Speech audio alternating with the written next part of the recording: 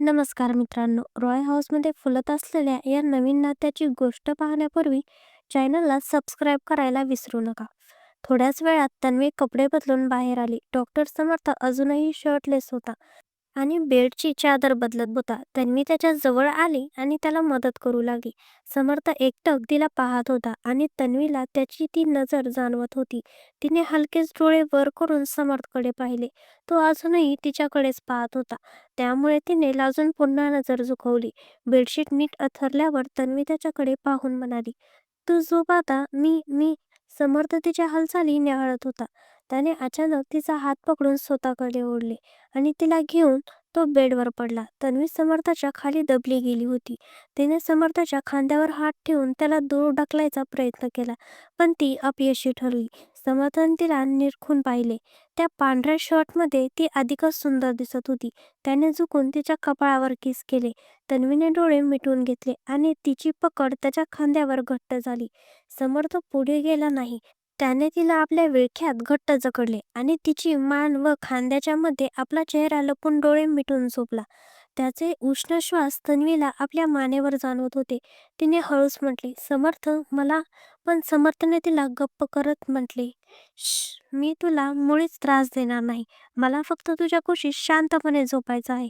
तन्वी आता काहीच बोलली नाही आणि थोड्याच वेळात दोघेही गाढ झोपी गेले. इकडे अवनीच्या रूममध्ये जेव्हा अवनीला जाग आली तेव्हा तिची नजर रणजितवर गेली, जो बेडवरच्या हेडबोर्डला टेकून बसल्या बसल्या झोपला होता. ती त्याच्या मांडीवरून उठली आणि बसून त्याला पाहू लागली. झोपेतही रणजितच्या चेहऱ्यावर नेहमीप्रमाणे कठोर भाव होता. अवनी त्याला पाहून मंद हसली आणि त्याच्या केसातून हात फिरवू लागली. तिच्या स्पर्शाने रणजितची झोप मोडली. त्याने डोळे उघडून पाहिले तर अवनी त्याच्या शेजारी बसलेली होती. त्याने क्षणभरात तिला कमरेतून पकडून आपल्या पायावर बसवून घेतले. हे सर्व इतक्या वेगाने झाले की अवनीला काहीच समजले नाही. ती आपले मोठे मोठे डोळे विस्फारून त्याच्याकडे पाहत राहिली. रणजितने आपले डोके तिच्या खांद्यावर टेकवले आणि डोळे मिटवले. अवनी आपली घबराहट लपवून हळूच म्हणाली, रणजित, सोडा मला." पण रणजितने तिला अधिकच घट्ट पकडले आणि डोके उचलून तिच्या चेहऱ्याकडे पाहिले. नंतर तिची नजर चुकवत त्याने तिचे लक्ष आपल्याकडे वेधून घेतले आणि तिचे ओठ आपल्या ओठावर टेकवले. अवनी त्या गोड स्पर्शामुळे आतून थरथरली. तिने घट्ट डोळे मिटून घेतले. रणजितचा टी-शर्ट आपल्या मुठीत कच्च धरला. तिचे हृदय इतक्या वेगाने धडधडत होते की ती जणू ते आता बाहेरच येईल. रणजित तिच्या मानेवर हळूवार किस करत होता आणि अवनीची अवस्था खराब होत होती. तिला स्वतःवर ताबा मिळवता येत नव्हता. तिने बंद डोळ्यांनीच हळूच आवाज दिला, "रणजित." तिचा तो स्वर ऐकताच रणजितला जणू शुद्ध आली. तो अवनीच्या सुसवामध्ये पार हरवून गेला होता. पण अवनीने ज्या स्वरात त्याचे नाव घेतले होते त्यावरून त्याला समजले की ती आता त्याला थांबवायला सांगते. रणजित बाजूला झाला आणि अवनीच्या चेहऱ्याकडे पाहू लागला, जो आता लाजेने पूर्ण लाल झाला होता. तिच्या गोऱ्या त्वचेवर रणजितच्या प्रेमाच्या खुणा स्पष्ट दिसत होत्या. जरी त्याने तिला इजा केली नव्हती तरी त्या स्पर्शाने तिच्या मानेवर लाल चट्टे उमटले होते. रणजितने आपल्या अंगठ्याने तिच्या मानेवरून हात फिरवला, ज्यामुळे अवनीने डोळे पुन्हा एकदा मिटवले. रणजितने हात बाजूला घेतला तेव्हा तिने हळूच डोळे उघडले. रणजित तिच्याकडे पाहून हसला. "तयार हो पटकन, माझ्याकडे तुझ्यासाठी एक सरप्राईज आहे." अवनीने आश्चर्याने विचारले. तेव्हा रणजितने तिच्या गालावर प्रेमाने हात फिरवत म्हटले, "सरप्राईज आहे सांगायचं नसतं तर दाखवायचं असतं. जा, तयार हो." अवनीच्या डोळ्यात आनंदाची चमक आली. तिने उत्साहाच्या भरात रणजितला घट्ट मिठी मारली आणि त्याच्या गालावर गोड पप्पी घेऊन ती वॉशरूमच्या दिशेने पळाली. रणजित तिच्या निरागसपणावर हसला आणि स्वतःच्या रूममध्ये निघून गेला. इकडे आर्नव आपल्या रूममधून बाहेर पडला तेव्हा तो कोणाशी तरी जोरात धडकला. ती व्यक्ती पडण्यापूर्वीच आर्नवने तिला सावरली. ती रिया होती.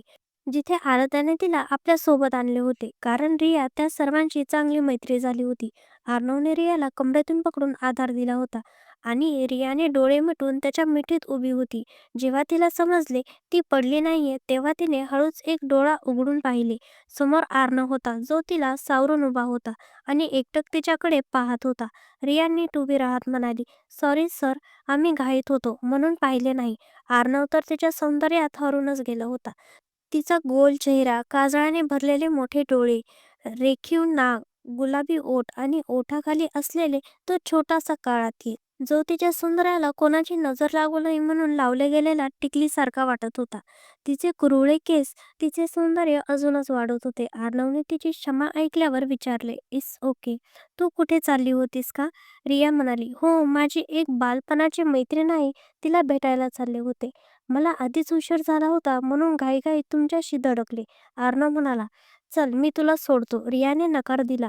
"नको सर, मी जाईल." पण अर्णवने आदेशावरून स्वरात म्हटले, "मी सांगितले ना चल, तसंही तू इथे खूप दिवसानंतर आली आहेस. मी तुला सोडून देईल." असे बोलून तो तिचे काही न ऐकता पुढे चालू लागला. बिचारी रिया मुकाट्याने त्याच्या मागे चालू लागली. ती स्वतःशीच पुटपुटली, "ही व्यक्ती कोणत्याच अँगलने अवनीचा भाऊ वाटते. ती किती गोड आणि हसमुख आहे. आणि हे मिस्टर खडूस." ती स्वतःशीच पुटपुटत खाली पाहून चालत होती आणि नकळत पुन्हा एकदा अर्णवच्या पिळदार पाठीवर जाऊन धडकली. तिने आपले कपाळ चोळत मागे सरकली. अर्णवने मागे वळून तिच्याकडे रागाने पाहिले. आता मात्र रियाचा श्वास रोखून गेला होता. तिने मनातल्या मनात घाबरत विचारले, "आता मात्र हे नक्कीच मला खूप ओरडणार." रियाने घाबरत हळू आवाजात म्हटले, "सो सॉरी सर." अर्णवने तिच्याकडे रागाने पाहिले, पण तो काहीच बोलला नाही. त्याने कारचा दरवाजा अनलॉक केला. तेव्हा रिया गुपचूप कारमध्ये जाऊन बसली. ती स्वतःशीच पुटपुटली, आज सकाळी उठल्यावर कोणाचं तोंड पाहिलं होतं कोणास ठाऊक, जे यांच्याशी गाठ पडली. अर्णव तिचे हे पुटपुटणे स्पष्ट ऐकत होता, पण तो काहीच न बोलता शांतपणे कार चालू लागला. रियाने त्याला हॉटेलचे नाव सांगितले आणि अर्णवने कार त्या दिशेने वळवली. कारमध्ये शांतता होती, पण अर्णवच्या मनात मात्र विचाराचे काहूर माजले होते. त्याने रियाला हॉटेलपाशी सोडले आणि स्वतःचा नंबर तिला देत म्हटले, "तुझं काम झालं की मला कॉल कर." तिचे उत्तर न ऐकण्यापूर्वीच तो तिथून निघून गेला. रिया त्याची कार नजरेआड होण्यापर्यंत तिथेच उभी राहून पाहत राहिली. तिला अर्णवचा स्वभाव अजिबात समजत नव्हता. तिने तो विचार डोक्यातून झटकला आणि ती हॉटेलच्या आत गेली. इथे आराध्याने आकाशला जेवण भरवले आणि त्याला औषधी दिली. आकाशने आराध्याला कमरेतून पकडून स्वतःच्या मांडीवर बसून घेतले. आराध्या क्षणभर डचकली, कारण तिला याची अपेक्षा नव्हती. आकाशने तिला पोटापाशी धरून स्वतःकडे खेचले आणि हळूच तिच्या कानाजवळ म्हटले, "जर तुला माझ्या प्रश्नाचे उत्तर द्यायचे नसेल तर नको देऊ. पण तुझे असे माझ्यापासून लांब पळणे मला आता सहन होत नाही." त्याचे बोलणे ऐकून आराध्याने मागे वळून पाहिले, तर तो एकटक तिच्याकडे पाहत होता. आकाश पुढे म्हणाला, "पुढच्या आठवड्यात आपल्या लग्नाचा पहिला वाढदिवस आहे. तुला काय भेटवस्तू हवी आहे?" आराध्या आता स्वतःला त्याच्या मिठीत सोडून होती. तेव्हा आकाशने तिला अधिकच जवळ ओढले. आराध्याने त्याच्या प्रश्नाचे उत्तर देत म्हटले, "आपल्याकडे सर्व काही तर आहे आकाश. तू, गोलू इतकं चांगलं कुटुंब, आता आणखीन काय इच्छा धरू?" मग ती थोडी आकाशकडे वळाली आणि त्याचा चेहरा आपल्या हातात धरून म्हणाली, "आता मला तुमची इच्छा पूर्ण करायची आहे. प्रत्येक क्षण, प्रत्येक काळ मला तुमच्या मिठीत सुखाने घालवायचा आहे." आराध्याने जेव्हा हे म्हटले, तेव्हा आकाशला आपल्या कानावर विश्वासच बसला नाही, की ती आराध्या स्वतःहून त्याची इच्छा पूर्ण करण्याबद्दल बोलते. आराध्या पुढे काहीच बोलली नाही, फक्त शांतपणे आकाशच्या डोळ्यात पाहत राहिली. आकाशने पुढे झुकून तिचे ओठ आपल्या ओठांच्या विळख्यात घेतले आणि तो तिला बेभान होऊन किस करू लागला. आराध्या सुद्धा त्या क्षणात पूर्णपणे हरवून गेली होती. आकाशने तिला हळूच बेडवर झोपवले आणि तिच्या कपाळावर किस केले. त्याने हळूवार आराध्याच्या चेहऱ्यावरून हात फिरवत म्हटले, "थँक यू सो मच बायको." आराध्याने लाजून स्वतःला त्याच्या छातीत लपवून घेतले. तिच्या या कृत्यावर आकाशने प्रेमाने तिच्या केसातून हात फिरवला. आराध्याने हो तर म्हटले होते, पण तिच्या मनात एक भीती आणि धाकधूक होती, जी आकाशलाही जाणवत होती. आकाश आधीही तिच्या जवळ आला होता, पण आराध्याची अवस्था पाहून तो नेहमीच स्वतःला थांबवत असे. त्याला वाटायचे की त्याच्यामुळे आराध्याला त्रास होईल, पण आराध्यालाही त्याच्या मनातील सर्व ओढ समजत होती. आकाशने पाहिले की आराध्या त्याच्या मिठीतच झोपी गेली होती. त्याने तिला व्यवस्थित झोपवले, चांदरीत पांघरले आणि तिच्या कपाळाचे चुंबन घेतले. दुसरीकडे रणजित अवनीला घेऊन एका रेस्टॉरंटला आला होता, जे त्यांनी पूर्णपणे बुक केले होते. तिथल्या हॉलमध्ये अतिशय सुंदर सजावट करण्यात आली होती. मंद संगीत आणि हलका प्रकाश तिथले वातावरण अजून रोमॅन्टिक बनवत होता. जेव्हा अवनीने ते सर्व पाहिले, तेव्हा ती पाहतच राहिली. तिने आनंदाने रणजितला मिठी मारली आणि विचारले, "हे सर्व काय केलंय?" रणजितने फक्त होकारार्थी मान हलवली. तेव्हा अवनी म्हणाली, "खरंच हे खूप सुंदर आहे." तिला इतके खुश पाहून रणजितच्या चेहऱ्यावरील हसू उमटले. रणजितने अवनीचा हात पकडला आणि तिला घेऊन तो रेस्टॉरंटच्या आत गेला. त्याने तिला टेबलपाशी बसवले आणि दोघांसाठी जेवण ऑर्डर केले. अवनी मोठ्या कुतूहलाने सर्व काही पाहत होती. तिला रणजितचा हा अंदाज खूप आवडला होता. तिने एक नजर रणजितकडे टाकली, जो ऑर्डर देण्यात व्यस्त होता. अवनी अजूनही रणजितला पूर्णपणे ओळखत नव्हती, पण रणजित अशा लोकांपैकी होता जो आपल्या आसपासच्या प्रत्येक छोट्या मोठ्या गोष्टीवर बारीक लक्ष ठेवून असायचा.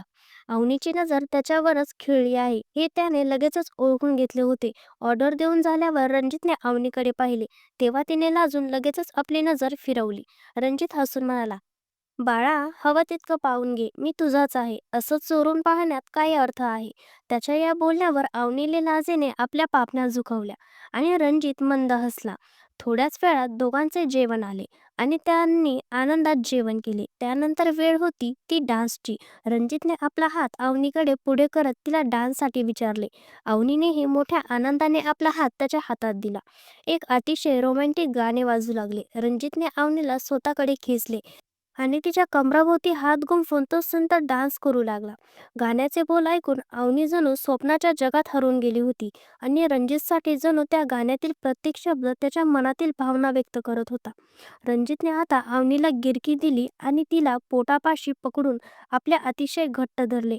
अवनीची पाठ रणजितच्या छातीला लागली होती आणि एक वेगळीच मदहोशी त्या दोघांनाही वेढून गेली. अवनीने स्वतःला पूर्णपणे रणजितच्या स्वाधीन केले होते, कारण तिचा रणजितवर स्वतःपेक्षाही जास्त विश्वास होता आणि तो विश्वास रणजित कधीही तोडू देणार नव्हता. गाणे संपल्यावर रणजित अवनीपासून थोडा बाजूला झाला, पण अवनी मात्र तिथून थोडीही हलली नाही.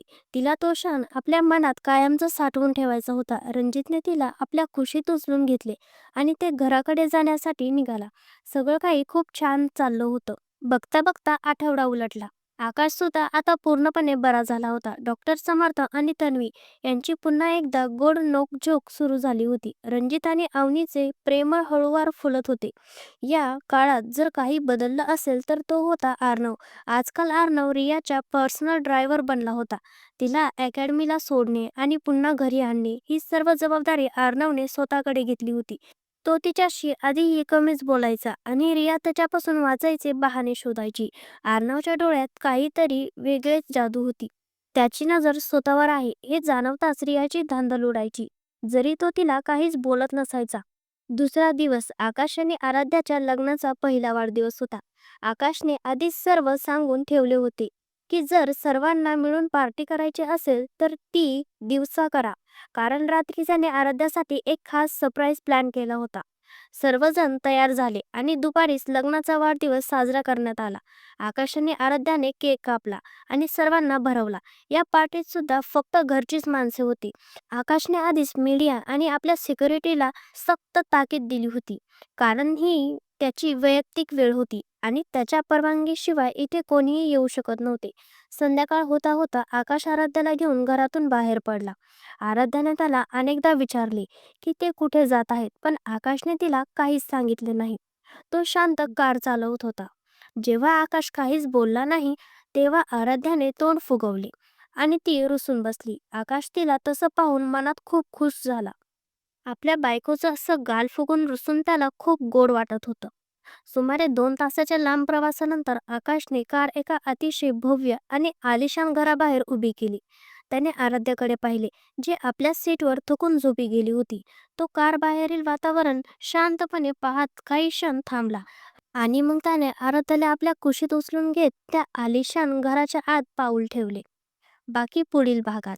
आजचा हा भाग तुम्हाला कसा वाटला कमेंटमध्ये नक्की सांगा.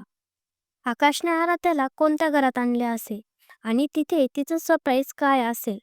कथेच्या पुढील प्रवासासाठी जोडलेले राहा आणि माझ्या मराठी कथा या चॅनलला सबस्क्राईब करा.